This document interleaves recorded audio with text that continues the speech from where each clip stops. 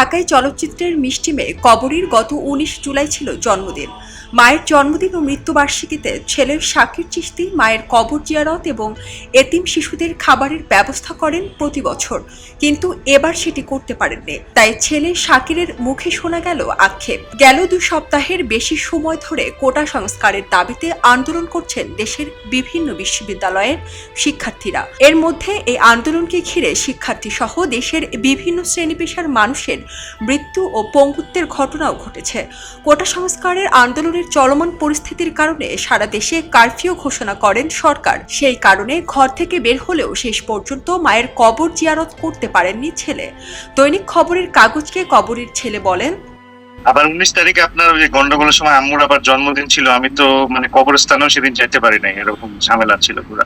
চেষ্টা করছিলাম হেঁটে, তাও পারি নাই। সেদিন তো যে কবরস্থানে যাওয়ার কথা ছিল, আর কিছু ওই যারা গরিব ওদের একটু ফাইন্যান্সিয়ালি একটু সাহায্য করার কথা ছিল।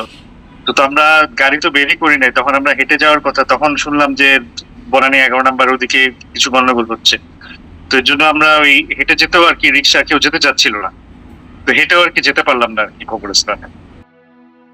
২০২০ সালের ১৭ই মার্চ এই তুমি সেই তুমি নামের সিনেমা পরিচালনা শুরু করেছিলেন মিষ্টি মেয়ে খ্যাত অভিনেত্রী কবরী। শুটিং শুরুর কয়েকদিন পরে করোনার কারণে পুরো দেশ স্থবির হয়ে পড়ে। করোনা আতঙ্কে যেখানে অনেকেই শুটিং বন্ধ করে দিয়েছিলেন, সেখানে উল্টো পথে হাঁটেন কবরী। করোনার ভয় উপেক্ষা করে সিনেমার কাজ চালিয়ে গেছেন তিনি। তবে শেষ পর্যন্ত পুরো সিনেমার শুটিং শেষ করার আগেই ২০২১ সালের ১৭ই এপ্রিল প্রয়াত হন কবরী। কবরীর মৃত্যুর পর থেমে যায় সিনেমার কাজ। এক পর্যায়ে তার শেষ সিনেমার পূর্ণতা দেওয়ার দায়িত্ব কাঁধে নেন তারই ছেলে শাকির চিশতি। বছর ২ আগেই জানিয়েছিলেন সিনেমাটি দর্শকদের দেখাতে চান তিনি। অবশেষে শেষ হয়েছে সিনেমার শুটিং। এ বিষয়ে ছেলে শাকির চিশতি বলেন, আমরা ওই যে ফিল্মের কাজ তো প্রায় শেষ, লাস্টে যে টাইটেল সাউন্ড এগুলি শেষ করলাম।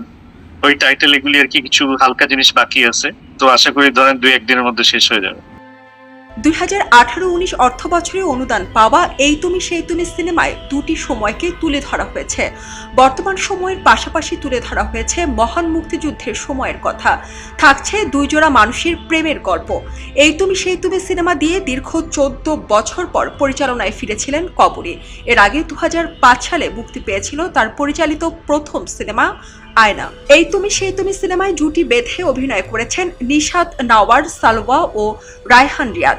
পরিচালনার পাশাপাশি সিনেমায় অভিনয় করেছেন কবরী, লিখেছেন গান। এছাড়া সিনেমার কাহিনী, চিত্রনাট্য, সংলাপও লিখেছেন কবরী। সিনেমাটির কাজ প্রায় শেষের দিকে ছিল। সব মিলিয়ে আর ২ দিন দৃশ্য ধারণ করলেই শেষ হয়ে যেত সিনেমার দৃশ্যায়নের কাজ। কিন্তু করোনা ভাইরাসে আক্রান্ত হয়ে ২০২১ সালের ১৭ই এপ্রিল তিনি মারা যান।